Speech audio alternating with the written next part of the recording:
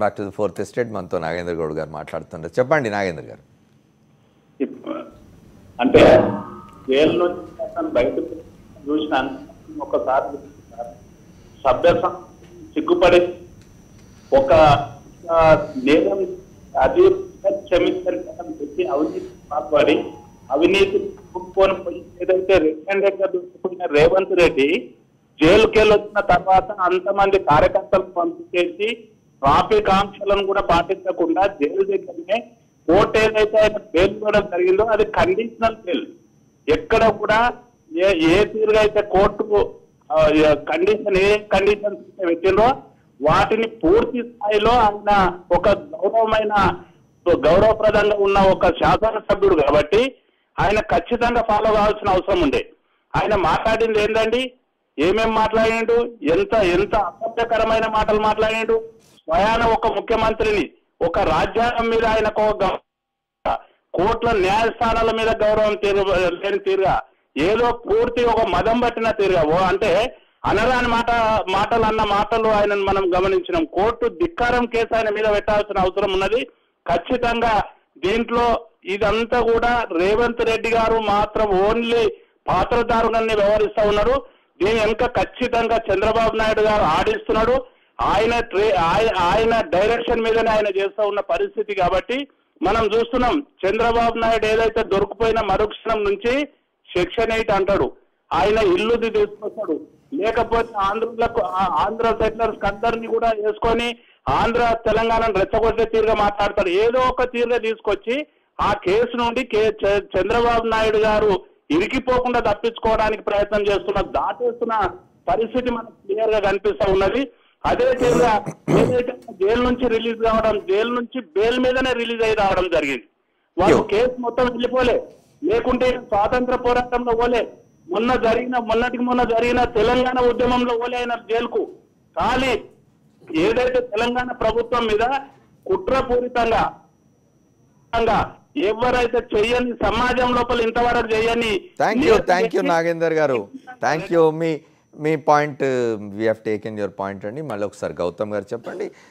నిజంగా కూడా ఇప్పుడు ఈ తెలంగాణ ఈ వ్యవహారం అంతా చూస్తూ ఉంటే, అంటే రేవంత్ రెడ్డి వ్యవహారాన్ని చూస్తూ ఉంటే తెలంగాణలో తెలంగాణ రాష్ట్ర సమితి, తెలుగుదేశం రెండే పార్టీలు ఉన్నాయి ఇక్కడ తెలంగాణలో. ఆ రెండు పార్టీల మధ్య ఘర్షణ జరుగుతున్నట్టుగా కనిపిస్తుంది. మిగతా రాజకీయ పార్టీలు ఏమైపోయాయి అంటే ఒకటి ఏంటంటే రేవంత్ రెడ్డి మొన్న అవినీతి కేసులో ఇరుక్కుని జైలుకి వెళ్ళి వచ్చిన ఎపిసోడ్ తర్వాత ఆటోమేటిక్గా టీడీపీ టీఆర్ఎస్ మధ్య శత్రుపూరితమైన మాటలు లేకపోతే అవే నడుస్తున్నాయి కనుక, పైగా టీడీపీ అక్కడ గవర్నమెంట్లో ఉంది కనుక ఇక్కడ కూడా అక్కడ డబ్బులు సంపాదించి ఇక్కడ ఖర్చు పెట్టి ఇక్కడ గెలవాలనుకుంటున్నారు కనుక ఆటోమేటిక్గా అట్లా అనిపించవచ్చు ఇంప్రెషన్. కానీ అది ఇతర పార్టీలు ఫెయిల్యూర్ అని అనుకోవటం లేదు. ఈ ఇష్యూ అలాంటిది కనుక అలా ఉంది. వేరే రేవంత్ రెడ్డి గారు నిన్న వ్యవహరించిన తీరు, మాట్లాడిన భాష ఎలా అభ్యంతరకరంగా మాట్లాడారు అదంతా చాలా అభ్యంతరం అందరూ చెప్పొచ్చు. బట్ నాకేమనిపిస్తుంది అంటే తెలుగుదేశం పార్టీ అధ్యక్షుడు చంద్రబాబు నాయుడు గారు ఆ పార్టీ మొత్తం అంత వల్గర్ ఎక్స్పోజర్తో అవ్వటం అనేది వాళ్ళకే నష్టం. ఏదో ఒక మాటలో ఒక రేవంత్ రెడ్డికి నష్టం అని నేను అనుకోవట్లా. రేవంత్ రెడ్డికి ఎలాగా ఒక కేసులో జైలుకి వెళ్ళి వచ్చాడు, కేసు నడుస్తుంది, అతనికి ఏదో నడుస్తుంది అతని క్యారెక్టర్ కానీ. బట్ ఓ పార్టీ క్యారెక్టర్ ఏంటి, ఓ పార్టీ ఎక్స్పోజర్ ఏంటి, అంత వల్గర్గా ప్రపంచం ముందు టీవీలన్నీ చూస్తుండగా నువ్వు అట్లా మాట్లాడించి దాన్ని ఇన్వైట్ చేశారంటే, దాన్ని ఖండించలేదంటే ఆ పార్టీ ఇంతవరకు ఖచ్చితంగా అది వల్గర్ ఎక్స్పోజరే. ఒకసారి రమేష్ నాయుడు గారు రియాక్ట్ అవుతారు. రమేష్ నాయుడు గారు చెప్పండి. Please sir. ఈ ఎపిసోడ్కి సంబంధించినటువంటి సమయంలోనే సెక్షన్ 8కి సంబంధించినటువంటి అంశం కూడా ప్రధానమైనటువంటి చర్చనీయాంశమైనటువంటి విషయం. ఈ సందర్భంగా నాయుడు గారు నాది ఒక్కటే ప్రశ్న అండి, నాయుడు గారు నాది ఒక్కటే ప్రశ్న సార్. ఈ సంవత్సర కాలం ఇటు తెలంగాణ ప్రభుత్వం కానీ అటు ఆంధ్రప్రదేశ్ ప్రభుత్వం కానీ, తెలంగాణ ప్రభుత్వం ఇవాళ ఏమంటుంది, తెలంగాణలో తెలంగాణ రాష్ట్ర సమితి లాంటి పార్టీలు, ఇతర మేధావులు, జేఏసీలు ఏమంటున్నాయంటే సెక్షన్ 8ను ఇంప్లిమెంట్ చేస్తే సహించేది లేదు అని వీళ్ళు చెప్తున్నారు. వాళ్ళ అవతల ఆంధ్రప్రదేశ్ ప్రభుత్వం, ఆంధ్రప్రదేశ్లో కొంతమంది మాట్లాడుతుంది ఏమిటి సెక్షన్ 8, అయ్యో సెక్షన్ 8 ఇది అయిపోతుంది అన్నమాట. ఈ సంవత్సర కాలం ఎందుకు గుర్తురాలే మీ ఎవరికి సెక్షన్ 8? ఇవాళ రేవంత్ రెడ్డి పట్టుబడి జైలుకు పోయాక చంద్రబాబు నాయుడు గారు వాయిస్ బయటపడ్డ తర్వాతనే మీకు సెక్షన్ 8 ఎందుకు గుర్తొస్తుంది? విజయవాడ, వైజాగ్, తిరుపతిలో మీరు సదస్సులు పెట్టి ఎందుకు మాట్లాడుకుంటున్నారు సెక్షన్ 8 గురించి?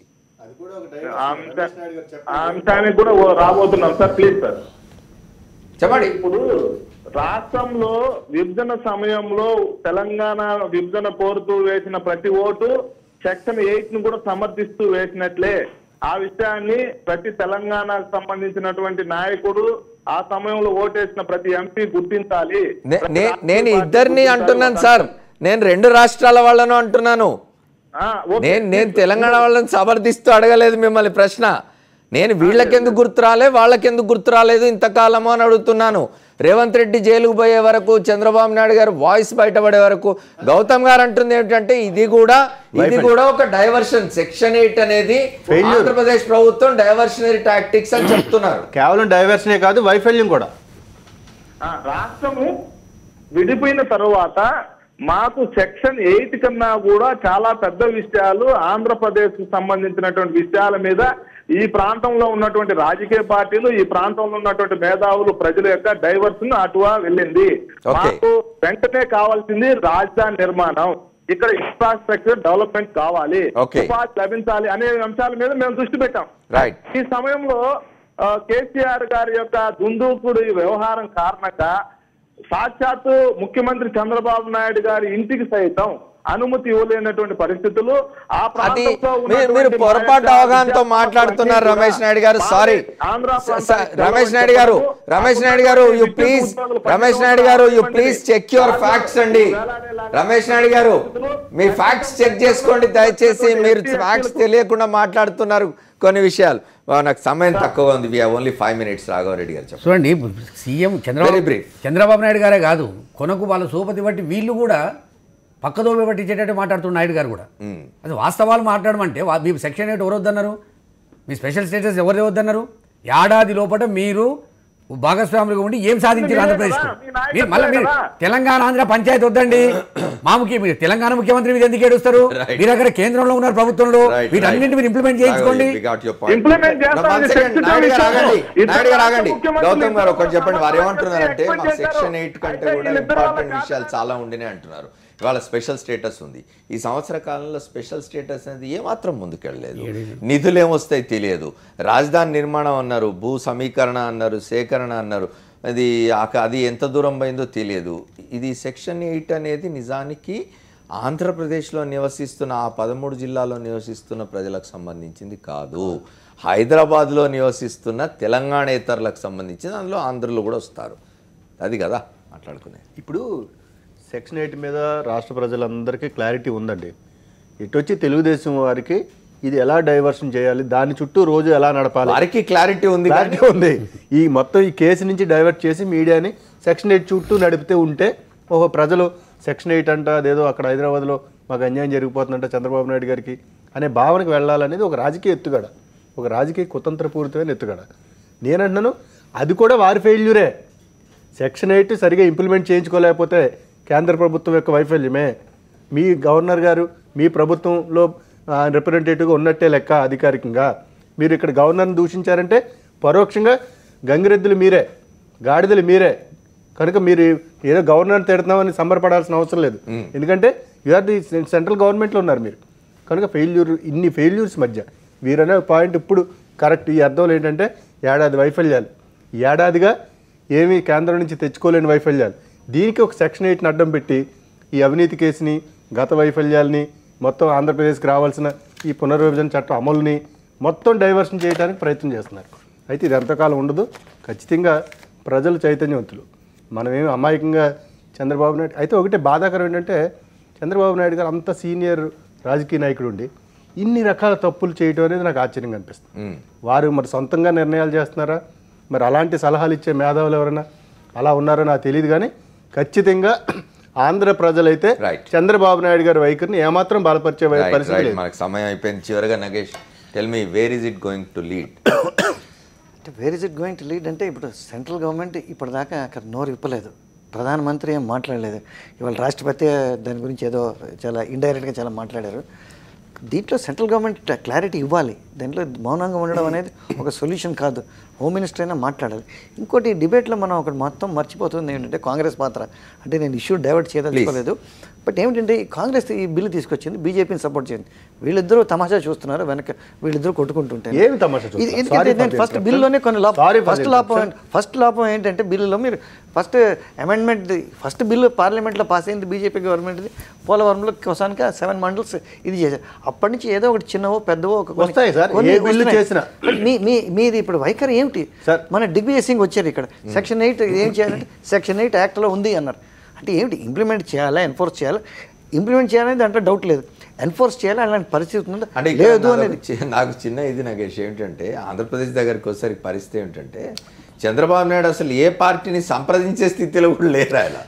అక్కడ అది జరుగుతున్నది. ఇక్కడ ఏంటంటే అసలు కాంగ్రెస్ది నేనేమంటున్నానంటే వాళ్ళు అసలు ఇక్కడ కాంగ్రెస్ టోటల్ ఫెయిలియర్. వాళ్ళు ఏమిటంటే అసలు ప్రతిపక్షంలో ఉన్నారో స్వపక్షంలో ఉన్నారో తెలియడంతో చాలా మటుకు సమస్యలు వస్తున్నాయి. వాళ్ళ సమస్యలు వాళ్ళు ఉన్నారండి. డి శ్రీనివాస్ లాంటి నాయకులు తెలంగాణలో కాంగ్రెస్ తన సమస్యలు తనున్నారు. కేంద్రంలో కానీ రాష్ట్రంలో కానీ తెలంగాణలో it is the biggest political party.